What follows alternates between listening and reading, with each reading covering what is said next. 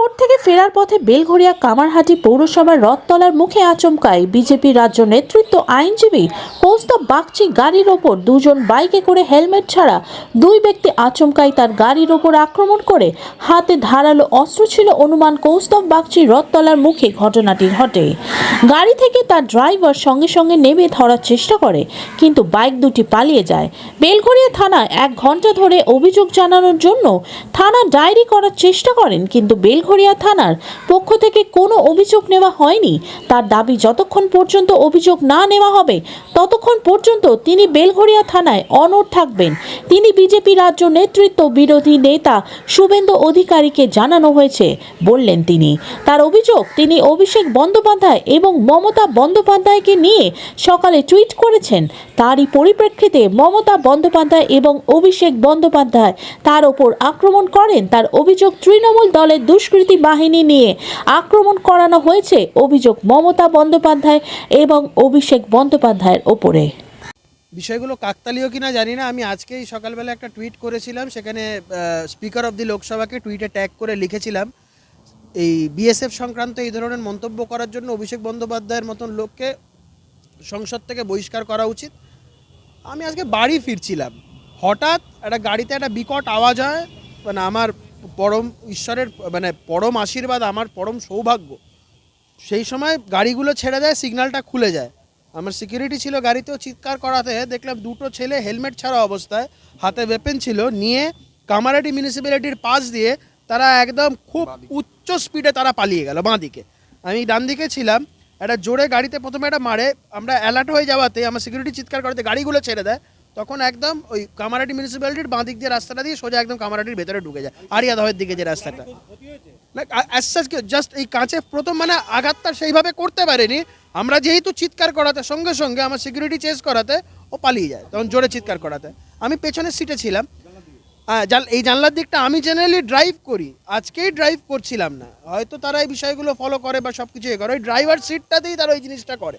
এবং আমি আজকে লাকিলি ড্রাইভ করছিলাম না, এমনিতে আমিই ড্রাইভ করি। হেলমেট, কেউ মাথায় হেলমেট ছিল না। আমি বলেছি সিসিটিভি ফুটেজ দেখলেই বেরিয়ে যাবে, রথতলার ওই মোড়টাতে মাল্টিপল সিসিটিভি আছে, সিসিটিভি দেখলেই বোঝা যাবে যে কারা ছিল, কী ছিল, কেন ছিল, ওখানে দেখলেই বুঝতে পারবে। দুর্ভাগ্যের বিষয়, একটা কগনিজেবল অফেন্স, প্রাণঘাতী হামলা, এই ধরনের অভিযোগ নিয়ে আমি বেলঘরিয়া থানাতে এসেছি। জাস্ট মিয়ারলি কমপ্লেনটাকে রিসিভ করে ছেড়ে দিয়েছে, যেখানে FIR under the law, it is a mandate, এটা তারা এফআইআর করতে বাধ্য। সমস্যা হচ্ছে আজকে পুলিশের এই অবস্থা, আজকে বিএনএসএসের স্পেসিফিক প্রভিশন থাকা সত্ত্বেও এরা এখন এফআইআর করতে চায় না। হয়তো এখানে শাসক দলের কোনো, বিশেষ করে যেহেতু আমি এই প্যারাগ্রাফটা একটা লিখেছি যে যেহেতু আমি রাজ্য সরকারের একজন ক্রিটিক এবং রাজ্য সরকারের কাজের আমি ক্রিটিসিজম করি, মমতা বন্দ্যোপাধ্যায়, অভিষেক বন্দ্যোপাধ্যায় এবং দলের অন্যান্য নেতৃত্ব তাদের কার্যকলাপের আমি ক্রিটিসিজম করি, তাই জন্য আমার মনে হয় এই ঘটনার পেছনে শাসক দলের যোগসাজশ আছে। হয়তো এই একটা প্যারাগ্রাফই তাদের হয়তো বিড়ম্বনায় ফেলে দিয়েছে, এফআইআর নিতে তাদের অসুবিধা হয়ে যাচ্ছে। তা আমি বলেছি এফআইআর, আমার রাজ্যের বিরোধী দলনেতার সাথে আমার কথা হয়েছে, শুভেন্দু অধিকারী মহাশয়, আমার ভারতীয় জনতা পার্টির রাজ্য সভাপতি কেন্দ্রীয় মন্ত্রী সুকান্ত মজুমদারের সাথে কথা হয়েছে, ওনাদের সবাইকে বিষয়টা জানিয়েছি এবং ওনারা আমাকে বলেছে যে এফআইআর নাম্বার না নিয়ে এখান থেকে যেন আমি না উঠি। আমি বলেছি এফআইআর নাম্বার না নিয়ে আমি উঠবো না, ওদেরকে এফআইআর যে আমি কমপ্লেন করেছি কমপ্লেন্টের ভিত্তিতে এফআইআর করতে হবে। আমি এখনও বসে আছি, বসে থাকছি, যতক্ষণ না এফআইআর হবে আমি এখান থেকে উঠবো না। হাতে ওদের ওয়েপেন ছিল, আমি তৎক্ষণাৎ এক্ষুনি দেখে বলতে পারবো না যে 1 নালা না 2 নালা না 4 নালা বলতে পারবো না, কিন্তু হাতে তো অবশ্যই একটা ছিল, যেটা মারাতে গাড়িতে আওয়াজটা হয়। হাতে করে মারলে তো এরকম একটা মেটালিক অবজেক্ট দিয়ে মারলে তবেই তো একটা কট করে আওয়াজ হয়, সেই জিনিসটাই তো হয়েছে। আমার খুব স্বাভাবিক মতো, হ্যাঁ আমি গাড়িতে আছি, আমাকে ছাড়া তো অন্য কাউকে কিছু করবে না। আর আমি আমার সিকিউরিটি আছে, তা সত্ত্বেও তারা এই সাহসটা দেখাচ্ছে। রাজ্যের যে আইন শৃঙ্খলা কোন জায়গায় পৌঁছাচ্ছে এটা সবাই দেখুক। কদিন আগে দেখেছেন তো আপনারা, একজন ব্যবসায়ীর গাড়িতে গুলি চললো, আবার এই রথতলা মোড় সে একই জিনিস, আমার গাড়ির উপর হামলা হলো। গোটা রাজ্যটা দুষ্কৃতীদের স্বর্গরাজ্যে পরিণত হচ্ছে। আর মুশকিলটা হচ্ছে পুলিশ সব কিছু দেখেও, সব কিছু জেনেও নীরব দর্শকের ভূমিকা পালন করছে। এতক্ষণ হয়ে গেল, আমি প্রায় 1 ঘন্টার উপরে বসে আছি, সিসিটিভি ফুটেজ দেখে দোষীদের আইডেন্টিফাই করা বা এই ধরনের কোনো প্রচেষ্টাই তাদের তরফ থেকে দেখা যাচ্ছে। বিষয়গুলো কাকতালীয় কিনা জানি না। আমি আজকেই সকালবেলা একটা টুইট করেছিলাম, সেখানে স্পিকার অব দি লোকসভাকে টুইটে ট্যাগ করে লিখেছিলাম এই বিএসএফ সংক্রান্ত এই ধরনের মন্তব্য করার জন্য অভিষেক বন্দ্যোপাধ্যায়ের মতন লোককে সংসদ থেকে বহিষ্কার করা উচিত। আমি আজকে বাড়ি ফিরছিলাম, হঠাৎ একটা গাড়িতে একটা বিকট আওয়াজ হয়।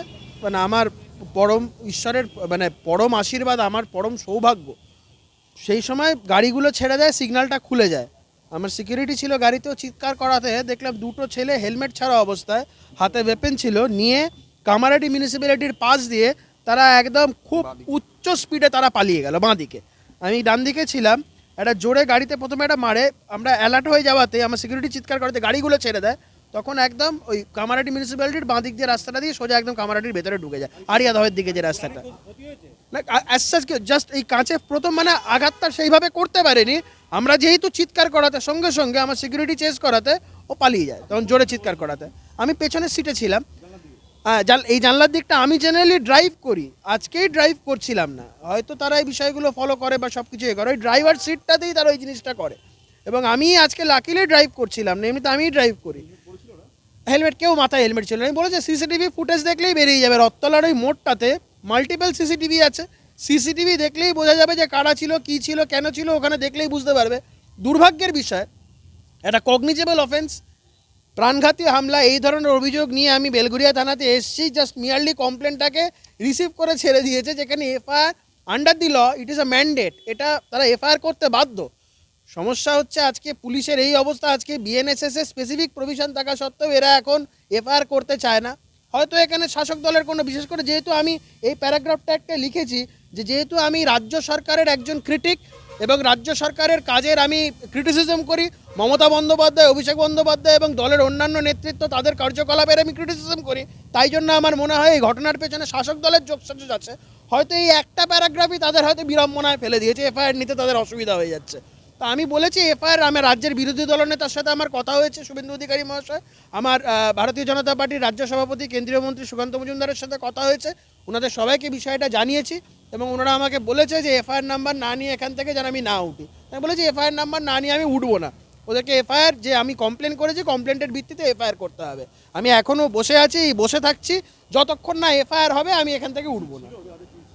হাতে ওদের ওয়েপেন ছিল, আমি তৎক্ষণাৎ এক্ষুনি দেখে বলতে পারবো না যে 1 নালা না 2 নালা না 4 নালা বলতে পারবো না, কিন্তু হাতে তো অবশ্যই একটা ছিল, যেটা মারাতে গাড়িতে আওয়াজটা হয়। হাতে করে মারলে তো এরকম একটা মেটালিক অবজেক্ট দিয়ে মারলে তবেই তো একটা কট করে আওয়াজ হয়, সেই জিনিসটাই তো হয়েছে।